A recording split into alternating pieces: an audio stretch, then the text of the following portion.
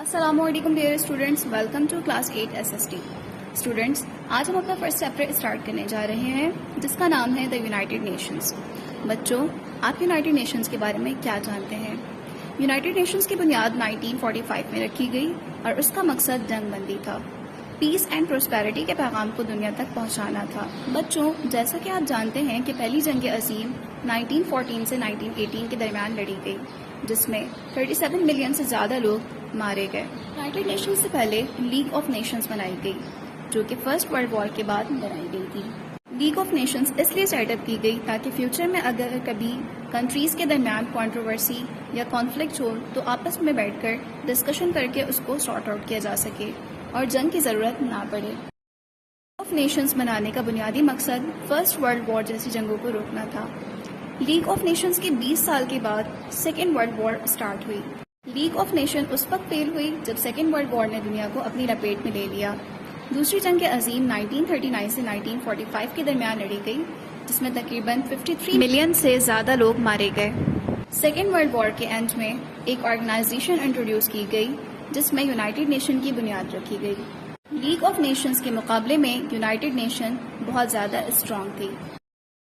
Students, آپ نے کبھی سوچا کہ جنگ کی ضرورت کیوں کر پیش آتی ہے؟ جنگ کی صورتحال اس وقت پیدا ہوتی ہے جب دو ملک کی آرمیز ایک دوسرے کے سامنے کھڑی ہو جائیں اور اپنی طاقت کا بھرپور استعمال کریں، جس کے نتیجے میں فائدہ کسی کا بھی نہیں ہوتا اور عام آدمی کی پریشانی میں اضافہ ہوتا ہے اور بہت سی جانیں ضائع ہوتی ہیں۔ پیس اینڈ پراسپیرٹی۔ اسٹوڈینٹس، دنیا کے تمام مذاہب ہمیں امن اور محبت کا درس دیتے ہیں۔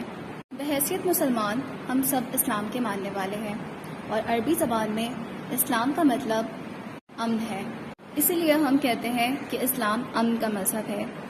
اسی طرح ہندوازم، بدھزم، یہ تمام مذاہب بھی اپنے ماننے والوں کو امن سے رہنے کا درس دیتے ہیں۔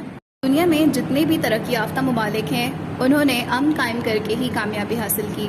اگر ہمیں بھی کامیابی حاصل کرنی ہے اور جنگ کو روکنا ہے تو جنگ کی اصل وجہ کو ختم کرنا ہوگا۔ اسٹوڈینٹس، ہمیں یونائٹڈ نیشن کی رسپیکٹ کرنی چاہیے، کیونکہ یونائٹڈ نیشنز ڈفرینٹ کنٹریز کو یہ موقع فراہم کرتا ہے کہ وہ اپنے اعتراضات کو بیٹھ کر بات چیت کے ذریعے حل کر سکیں اور جنگ کی ضرورت پیش نہ آئے۔ اس کا فائدہ یہ ہوگا کہ ہمیں جنگ کی صورتحال سے نکل کر ایک اچھی اور کامیاب زندگی گزارنے کا موقع ملے گا۔